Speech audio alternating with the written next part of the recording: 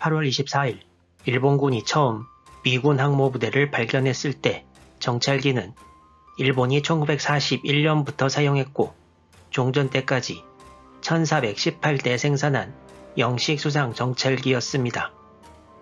일단 무장은 7.7mm 기관총 하나하고 250kg 폭탄 하나밖에 없었지만 정찰기답게 항속거리는 약 2100km에 이르렀습니다. 이 정찰기는 항공모함에서 발진한 것은 아니고요. 바로 항모부대와 같이 온 토네급 중순양함이었던 치쿠마에서 발진한 것이었습니다. 치쿠마는 주포로 2연장 20cm 포탑이 4개 있었는데요. 특이하게 전부 앞쪽에 위치해 있고 뒤쪽에는 정찰기 6기를 탑재하고 다녔습니다. 동부 솔로몬 해전 2달 전인 미드웨이 해전에서 요크타운이 침몰할 때 일본 2형 제168 잠수함의 어뢰에 의해 침몰했는데요. 이때 일본 잠수함이 요크타운의 위치를 알게 된 것이 바로 당시 치쿠마에서 발진했던 정찰기에서 온 정보 덕분이었습니다. 따라서 치쿠마는 미드웨이 해전과 이번 동부 솔로몬 해전에서 보유하고 있던 정찰기로 어느 정도 성과를 거둔 셈입니다.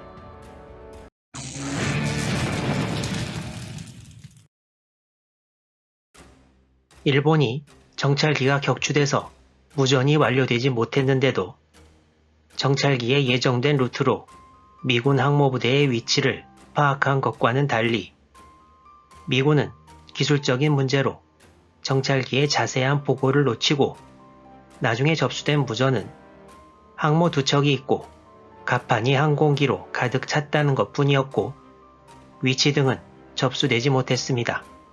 그래서 항공대를 발진시키지 못하고 일본 항모의 위치를 정확히 파악하려고 노력하는 사이 먼저 발진한 일본 항공대가 들이닥친 것입니다. 항모 엔터프라이즈의 CXAM 레이더가 몰려오는 일본기를 포착한 것은 8월 24일 오후 4시 2분이었습니다. 거리는 약 140km였습니다. 미군 항모들이 레이더로 일본 항공대 제1파를 포착한 것과 거의 같은 시각 지카쿠와 쇼카쿠는 급강하 폭격기 27기와 제로기 9기로 이루어진 제2파 공격대를 미군 항모부대를 향해 발진시킵니다. 미국 항모부대는 적 항모의 위치는 모른 채 자기들만 공격당하는 상황이 되었는데요. 이때 엔터프라이즈는 사라토가의 좌현 쪽 약 16km 거리에 위치해 있었습니다.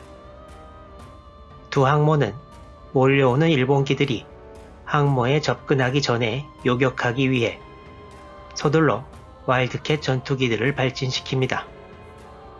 얼마 되지 않아 총 53기의 와일드캣 전투기들이 미군 항모 주위에 포진됩니다.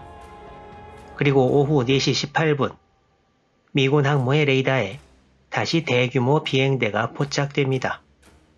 이제 거리는 절반으로 줄어든 약 70km였습니다. 미군 항모들은 갑판에 있던 돈틀리스와 어벤저 등 다른 항공기들도 만일 폭격당했을 때의 피해를 줄이기 위해 전부 발진시키고 북쪽을 향해 비행하면서 목격하는 일본 함이나 항공기를 공격하라고 명령합니다. 돈틀리스 11기와 어벤저 7기로 이루어진 엔터프라이즈의 공격대도 발진해서 어디 있는지 알 수 없는 일본 함들을 향해 일단 북쪽으로 가게 됩니다. 일본 공격대는 더욱더 가까이 다가옵니다. 이때만 해도 레이더와 통신 기술이 그렇게 발전하지 못해서 일본 기들이 접근해오자 수비를 하던 미군 기들과 섞여서 레이더상에 혼동이 일어났고 미군 전투기들 서로 간의 통신을 통한 별 필요 없는 대화가 늘어나면서 한정된 주파수로 항모에서 체계적인 작전 명령을 내리는 것이 불가능해졌습니다. 그리고 일본기들은 미군 수비대보다 더 높은 고도로 오고 있었는데 이와 같은 통제상의 혼란으로 미군 수비대는 일본기들을 놓치고 맙니다. 고도뿐만 아니라 방향을 잘못 잡아서 일본기를 놓친 경우도 많았습니다. 산발적인 공중전이 일어난 사이 오후 4시 42분이 되자 일본 폭격기들 대부분이 엔터프라이즈 상공까지 와서 급강하 폭격을 준비합니다. 엔터프라이즈도 이를 알아차리지만 햇살 때문에 상공의 일본기들을 식별하기 어려웠고 통신은 계속 힘든 상황이었습니다. 일본 공격대는 세키마모루 소좌의 쇼카쿠 급강하 폭격기 18대가 엔터프라이즈를, 즈이카쿠의 폭격기 9대가 세로토가를 각각 맞습니다. 잠시 후 일본기들은 폭격을 시작하고 미군 항모와 호위함의 대공포와도 불을 뿜습니다. 전함 노스캐롤라이나는 1941년 4월에 취역했고 진주만 기습 당시 다른 곳에 있었습니다. 1942년 8월에 과달카날 작전에 투입돼서 동부 솔로몬 해전에도 참가했는데요. 8월 24일에는 미 항공모함 근처에서 대공포로 일본기들을 공격했습니다. 노스캐롤라이나는 함 중앙부 양옆에 5인치 389경 대함 대공포를 20문 보유했고 이외에 1.1인치 28mm 대공포 16문과 59경 기관총 18정도 대공무기로 보유했습니다. 일본기들이 이날 급강하 폭격을 개시했을 때에도 엄청난 대공포화를 퍼부어서 증언에 의하면 마치 크리스마스 트리를 점등한 것과 비슷하게 보였다고 합니다. 쇼카쿠 99함포 18기 중 첫 9기의 급강하가 시작되었습니다.